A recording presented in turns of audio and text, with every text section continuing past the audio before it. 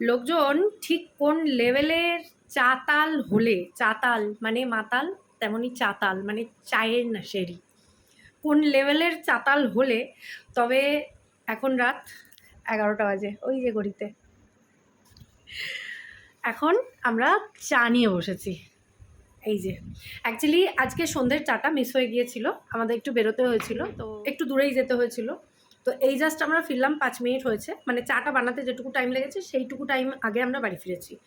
বাড়ি ফিরে সবার আগে মনে হলো আজকে আমরা সন্ধ্যেবেলা চা খাইনি, তাহলে এখন চা খেতে বসতে হবে।